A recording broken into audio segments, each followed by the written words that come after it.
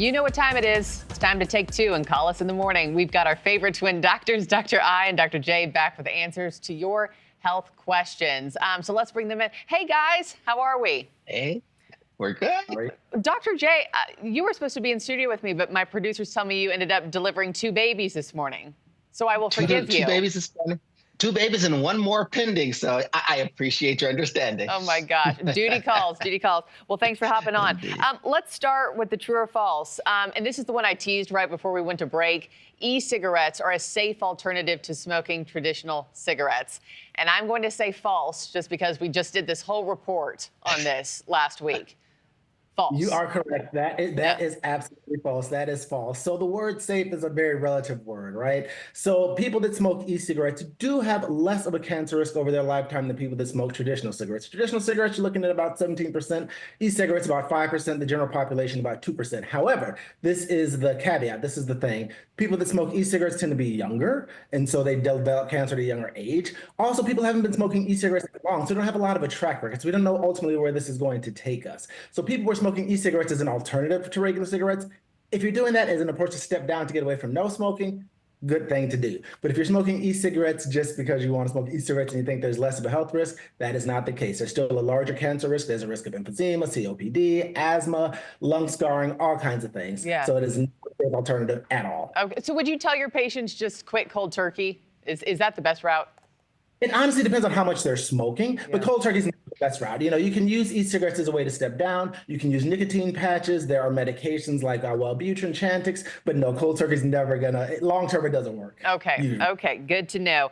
True or false, living in warmer climates may significantly shorten your lifespan? True.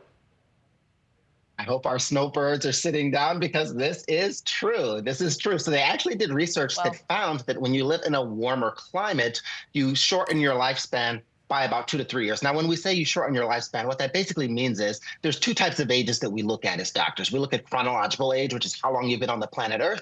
And then we look at biological age, which is how long your DNA looks, basically. And it looks that people who live in warm climates, their DNA ages about 2 to 3 years faster than people who live in cooler climates. And it kind of makes sense when you think about it. When you're in a warm climate, your metabolic activity is heightened. And so your body's just doing everything a little bit faster. Because your metabolic activity is heightened, you have more of these metabolic byproducts that create what are called oxidative stresses, which damage your DNA. So you actually have older DNA, and you're at higher risk for diseases that come along with aging. And so, yes, living in a warmer climate makes you biologically older. So That's what you call a killer say tan. somebody lived in Texas and Oklahoma for like most of their life and then moved to Chicago. Can I undo the damage that's been done by living here? Or no? You actually can. Yes, you actually can, because your metabolic rate slows just a little bit in this frigid climate here. And so you don't have as much of that oxidative stress. And so, Marky, you made a very smart decision. A very wise choice. But you do question the choice sometimes in the dead of winter here, I must say. True or false, sweet potatoes can actually cure cancer? I'm going to say true just because that seems random. True. You're learning our game. So this is true. So they have found that sweet potatoes, now we've known for a while that sweet potatoes are a superfood, right? They've got antioxidants. So they're good for joint pain, arthritis, inflammation, heart health, gut health, dementia prevention. They're good for all types of things, right? So sweet potatoes are a superfood. But sweet potatoes also have bioactive ingredients in them that actually, what Dr. J was just talking about, reduce oxidative stress. And specifically, it is the roots and the stems and the leaves of the sweet potato.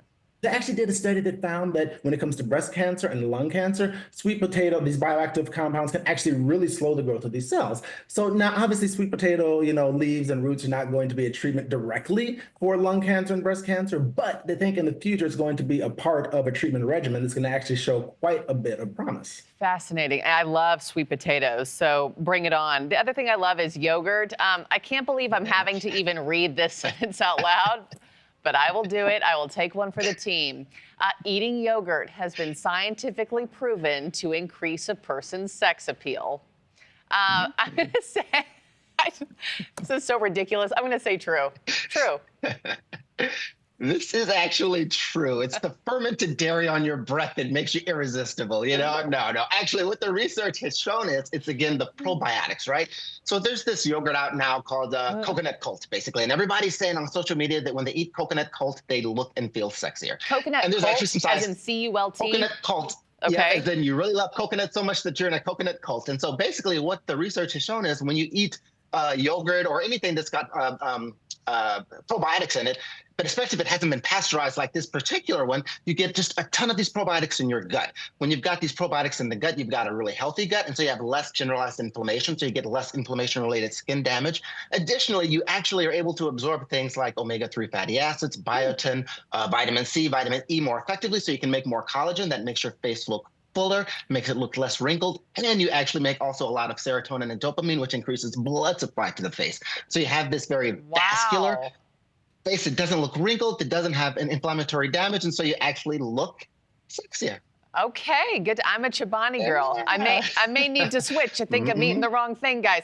Okay, you two are the best. Thank you as always. To have your medical or health questions answered on our show, find Dr. I and Dr. J on social media at @the Twin Doctors_ or their website. All right, guys, I'll see you again next week.